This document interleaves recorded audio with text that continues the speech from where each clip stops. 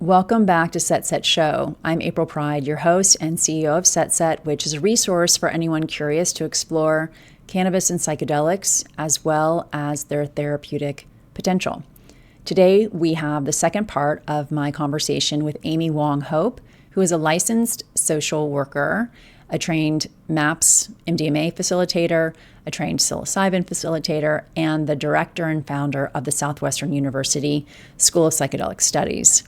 In this second part of our conversation, we shift more into microdosing psilocybin, and she shares insights from her book, Small Doses of Awareness, which is designed to help people integrate microdosing into their daily lives. We'll discuss the benefits of microdosing, such as clarity, emotional balance, and personal growth. If you're interested in integrating microdosing into your wellness routine, be sure to check out the show notes that link to Micropsyched, Set's 12-week psilocybin microdosing program that was designed by clinicians to guide you through safe, structured approach to learn how to microdosing yourself. It's a DIY.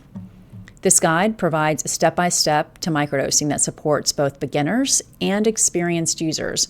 Join us as we explore the power of small doses and mindful practices with Amy Wong Hope. How did you get interested in microdosing specifically? Did that come out of your client work? No, it didn't come out of my client work. It came out of my personal work. I had been for years very deeply engaged in having the honor of getting invited into different types of plant ceremonies.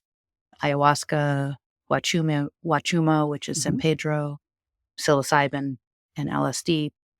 And I had very big journeys from probably 2013 through 2018 or so.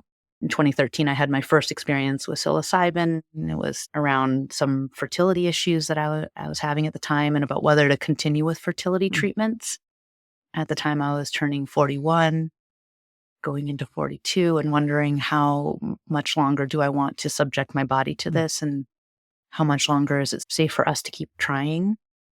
And I really couldn't see through to an answer. And in a psilocybin journey, only with 1 gram of dried mushrooms really took me in such a radical direction, just really helped me see the reasons why I wanted to have a child.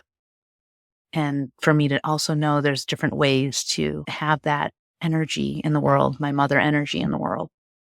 Wow. So it was super powerful.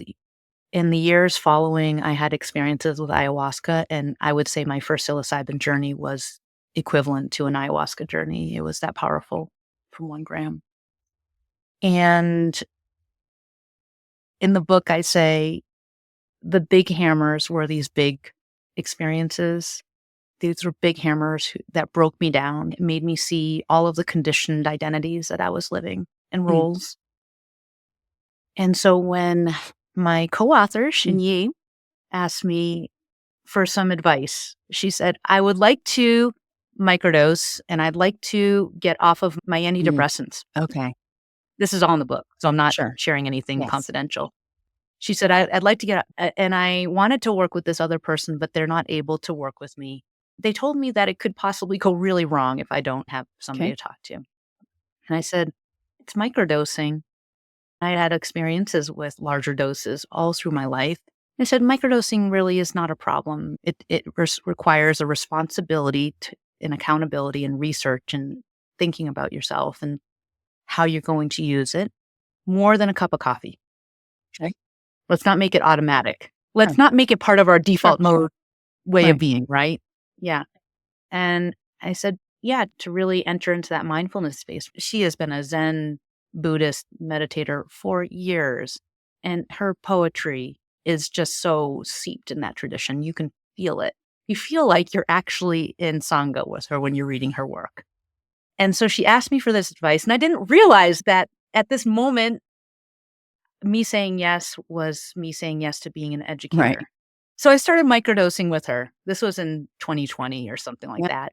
So while I call the big psychedelic experiences and journeys the big hammers that broke me apart and helped me see how many shame identities I was in, I call the microdosing the little screwdrivers, like the ones you use to fine-tune your glasses, the little wrenches that we use to tighten or loosen the nuts and bolts. And that's how I came to start writing this book with her. And she said, "Do you want to write this book on microdosing?" And I said, "Shin Yi, I'm just a therapist. I'm just a social worker." But the thing is that I knew I could bring were the questions and the way in which I do share on a vulnerable level where it's appropriate to show my humanity with my clients. And I was like, that's really in the book. Like these little, very short little essays that introduce each of our topics. Like our first chapter is opening into the senses. Prior to that, we have other chapters on how to prepare. And this idea of opening the senses, what questions do we ask to open into curiosity? And maybe this is a more pleasant way to enter into our change process. I should mention that we know one another through Shin Yi. I was giggling when you were talking her work, Buddhist nature of hers, because she is just like the coolest. When you're around her, she's just so matter of fact. It's just like she really is. You're getting her through and through. This is a person who is sure of themselves here. Authenticity, Yeah, it's realness. palpable. And you're American. Am I describing you in a way that feels right? To get more granular, Shin Yi is Taiwanese American and I'm Chinese American. Another reason we came closer, we had known each other 20 years ago. She was my poetry teacher in Boston. And then we stayed in touch through Facebook. And in 2020, she was completing a second master's degree at a college here, IAIA here, which is a famous master's of fine arts. She wanted the experience and wanted to study with a certain teacher. And so we started talking. And what happened in that process of 2020, to remember, the women, 6 Asian women were murdered in Atlanta, Georgia. And the way the media talked about this was that he eliminated his desire by murdering these women. And it was a flashpoint for myself and Shin Yi. It might have been, I think it was for many women, many Asian women across the country, to be talked about as this objectified thing in the media. And I went through an incredible recalibration with my husband, who is white. And I entered into really deep conversations around identity. And Shin Yi's husband is also white. Calibration for her, but that's a point of commonality that you two have. It is, yeah. And so reclaiming my Chinese and Asian identity as a woman, that's that was a different level, right? And that was part also why I chose to move forward and be public about coming out of my psychedelic closet and talking publicly about psychedelics and conditioned identities. In this book, very much so, just really talking a lot about our own processes of undoing those conditioned identities and using that as an example, possibly a meeting of our humanity, that we're all undoing conditioned identities, whoever we are. And that's really such an important theme in the book. It took me about 10 tries to write my introductory chapter. So what were you afraid to share? What were you concerned about in that moment? Trying to ensure that you were being clear, that you were being respectful to yourself and to this movement that I think you are, whether you wanted to start one or not, right? You're part of one, but you're also starting one. So going through your mind when you were doing the rewrite. Oh, I can remember. I would say my earlier drafts of it were me identifying the parts of me that want to perform perfection. It's still there. I still fight it. I'm still undoing that layer. I will be undoing that layer constantly, even in this moment. It's human. Yes, progress over perfection is a mantra that I cannot say enough. It has helped me in so many ways, and it is a process. It's a process. And then also when I love what you said, progress over perfection, because then for me, such an imprint of my ancestral trauma that I carry is around shame. And it was born out of dynasties and dynasties of people and violence that was happening all across the countryside in China every 20 to 50 years, where entire villages would be decimated and the men would all be killed and the women would all be enslaved. At some point, Confucius was traveling around saying, we need to have a moral code. But then it became that moral code. And he really was talking about an internalized moral code. Wonderful idea, taken to the extreme in China. We can see the draconian things that are happening in China and how the people are silenced and what they're doing to Tibet, Nepal. Right. And that internalized piece, even though my father was the one who immigrated and my mother was born in the United States, both Chinese, that imprint of shame is so strong in there because it's not like I walk around saying I feel shameful. Right. No one walks around saying I feel shameful. Guess how it turns out?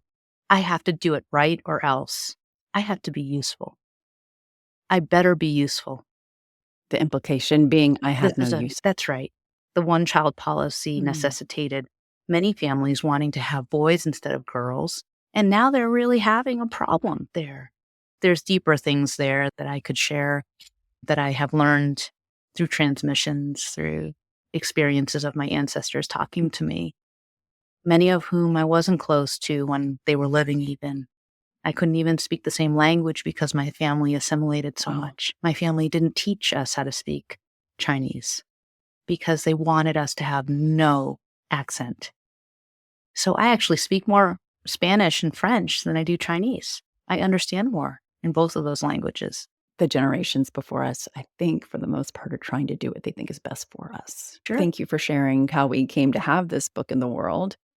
How do you describe this book to people? So what I would say is in the book, there's going to be room for readers to track maybe some of their emotions, their somatic sensations, their mood or feelings, things like that. So there's a little bit of a checkbox area.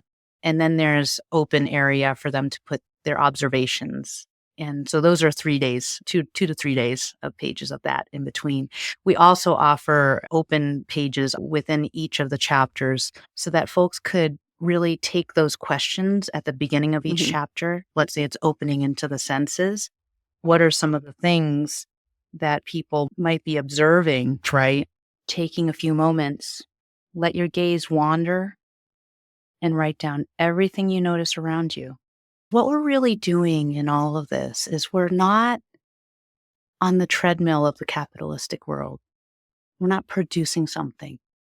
We're going inward and connecting inward with all of us in our body, in our mind, in our emotions, to our heart, our soul, our core. You have not even said the name of the book. Small doses of awareness. So the idea is to bring those small doses of awareness and really ingest them, really savor them, really feel them inside of you.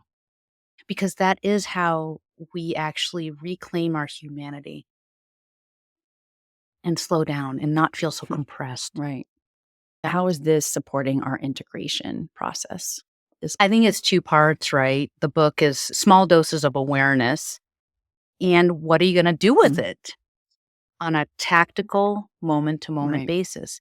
And so book really, there's this constant, by committing it to the word and the writing in there, that what we're hoping is actually in the neuroscience, right? When we have a realization, let's say we realize something about a work relationship or some interaction we're having with our romantic partner, our brains are just wired this way that we want to complete the loop.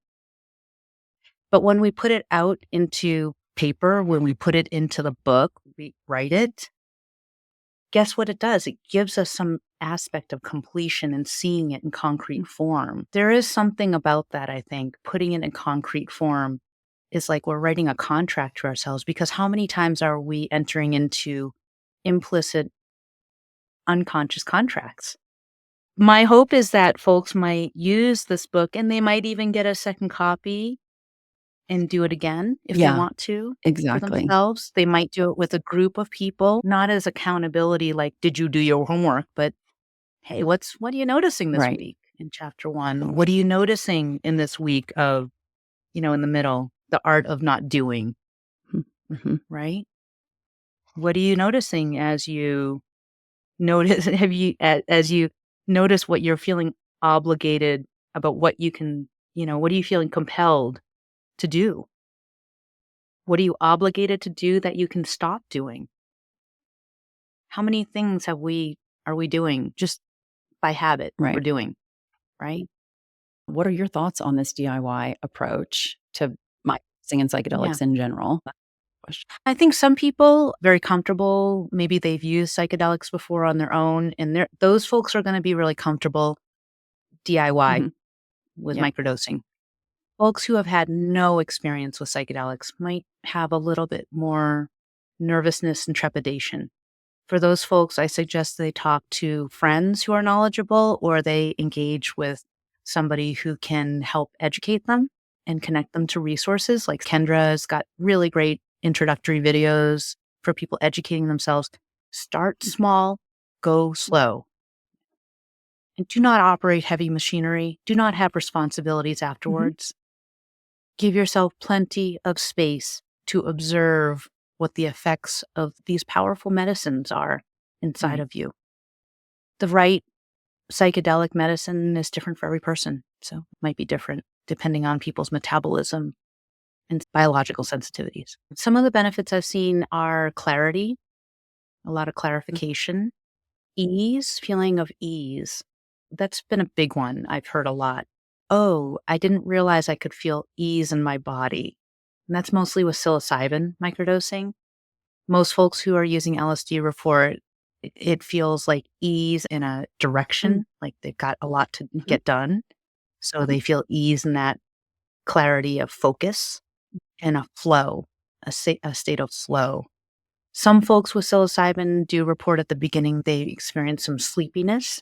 And for those folks, they might consider taking it alongside maybe some cacao. Cacao is another very powerful medicine, and one should also do their research there. It's a spirit. It really is a spirit, and it needs to be respected that way. Links to some ceremonial cacao that I trust in the show notes here. Yeah. Some people have found that they might need to microdose at night too. Do not microdose LSD at night. It will keep you up. So what are some challenges that people might find as they're with psychedelics in general, with microdosing specifically? I would not suggest that anybody ever microdose and try to do anything that requires a lot of analytical, i.e. statistical skills. Running a meeting after microdosing, not a great idea. I think it's just really responsible not to expose other people to your experiments. Yeah, I think it's important until you've really integrated that knowledge. And in fact, I think the knowledge can be integrated, and you need not be and should not be in an altered state while you're providing service. Like when I'm providing psychotherapy to my clients, I am never going to be in an altered state while I'm with them under any psychedelic. I will not ever do that. That's an ethical imperative for me. Sure. Yeah. Yeah. But what I will say is, as a warning, one should not think about having a microdose and then they need to pick up their child. So this is something that parents might want to take under. A microdose can last anywhere from 1 to 3 hours, depending on one's sensitivity and the amount. If you're going to try and do a spreadsheet after that, or run a Zoom meeting after that, where you have to have a PowerPoint and you're presenting something or having to answer questions, probably not the best choice. There is the case of Justin Zhao, who is based out of San Francisco, and his microdose was more than a microdose. He lost his company because of it. Really appreciate you sharing that. What can go wrong? Because in this sector, as professionals, I find that people want everything to just be positive, because there has been so much negativity that's been brought on these practices and on these medicines over the decades, that there's so many people that are fearful of saying the truth. And we are helping people navigate their life and they should know. In indigenous cultures, they have been microdosing for eons. And that's where we learned this from. They were using it to support them with hunting. In Shipibo cultures, they will put a tiny little dab of ayahuasca on the baby's tongue or on their finger for them to taste it. The dogs sometimes will eat the purgatives that come out of people during ayahuasca ceremonies. and they're drawn to it. And that's very interesting, right? The idea of microdosing doesn't come from here. So let's honor how these were using it and actually use it as a way to make us more human, more community minded, treat our fellow humans well and with respect and integrity. Right. As we hold that. So that's my hope for psychedelics and microdosing, is that people can walk more themselves. The more of us that are open to these modalities, the more we can be open to people walking their own path and being themselves, right? Thank you very much for your time and sharing all your wisdom and experience and so much about your book. You can find me at www.amywonghope.com. Amy Wong Hope, Hope. Like, I hope there's ice cream. I have to often say that because being Asian, people might think it's just Ho. Yeah. Folks can find it on several different places: Barnes & Noble, Amazon, booksellers.net, which connects to all sorts of smaller booksellers. So if you want to support your local bookstore, make sure that's in the show notes as well. Thank you so much. Bye. Thank you for joining us for today's show. I'm April, and I'll be back the next installment of Set Show, where we cover everything you need to have a safe, supported psychedelic experience in the wild. If you're starting to think about holiday gifts, Set has you covered. For the stoners and psychonauts on your list, Set's Psychedelic Cards, a card game to enhance connection and exploration during altered states. Go to getsetset.com, that's GETSETSET.com, and get 1 deck of cards for free when you purchase 2 decks. Enter the number 3, FOR2, at checkout. That's 3, FOR2, at getset.com.